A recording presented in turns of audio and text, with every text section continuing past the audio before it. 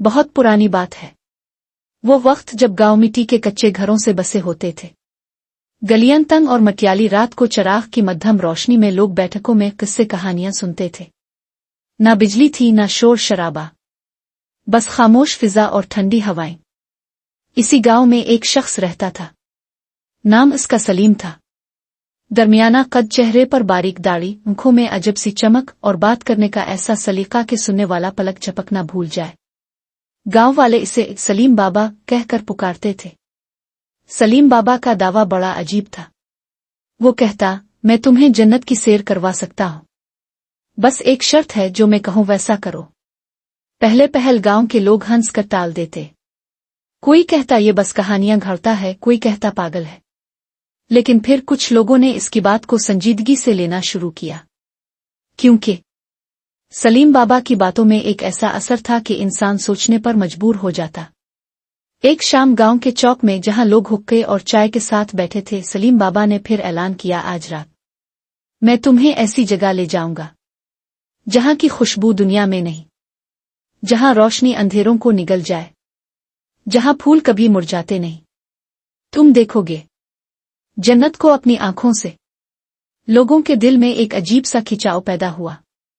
कुछ नौजवान हंसने लगे, मगर कुछ बड़े बूढ़े एक दूसरे का मुंह तकने लगे। रात का वक्त आया। आसमान पर चांद था, मगर बादल इसको ढांप रहे थे।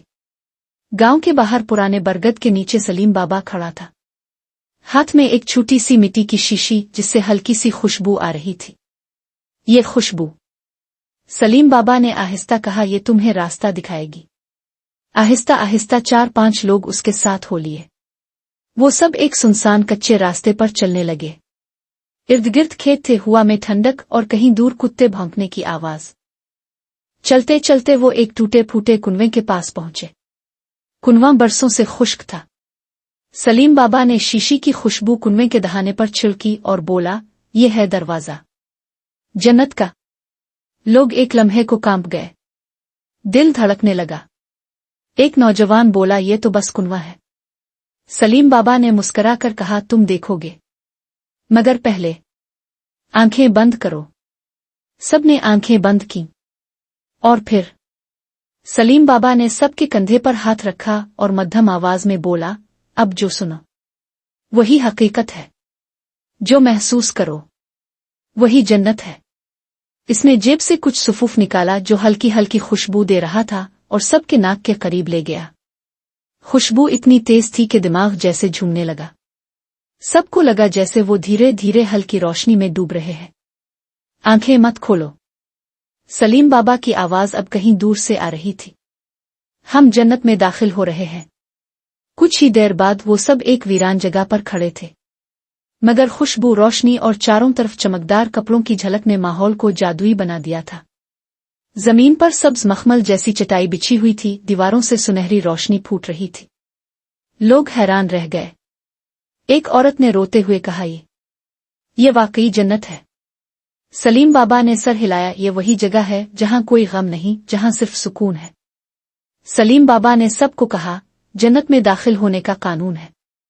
दुनिया का बोझ यहां नहीं आ सकता। तुम्हें अपनी कीमती चीजें यहीं छोड़नी होंगी। लोगों ने बगैर सोचे समझे अपनी सोने की चूड़ियां, चांदी के सके कीमती कपड़े सब इसके हवाले कर दिए। वो खुशबू और मंजर में ऐसे खो गए थे कि किसी को शक ना हुआ।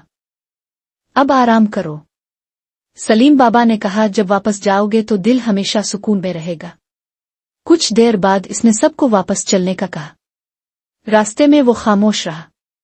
जब गांव वापस पहुंचे तो आसमान पर सूरज निकल आया था। सब घरों को चले गए, मगर दिलों में ये यकीन था कि वो जन्नत देख कर आए हैं। चंद दिन गुजरे। एक नौजवान जो इस सफर में गया था दोबारा इसी जगह पहुंचा जहां वो जन्नत देख कर आया था, मगर वहां ना सुनहरी रोशनी थी, ना सब्ज चटाइयां, बस एक खाली टूटा फूटा कमरा था। बात गांव में फैल गई। लोग आहिस्ता आहिस्ता सलीम बाबा के झूठ को पहचानने लगे। मगर अजीब बात यह थी कि कुछ लोग अब भी कहते थे, हमने जो देखा वो जन्नत ही थी, चाहे बाकी लोग कुछ भी कहें। सलीम बाबा गांव छोड़कर चला गया, मगर उसका किस्सा आज भी बैठकों में सुनाया जाता है, एक झूठे शख्स का जो लोगों को जन्नत का ख्वाब दिखाकर उनसे सब कुछ छीन लेता था।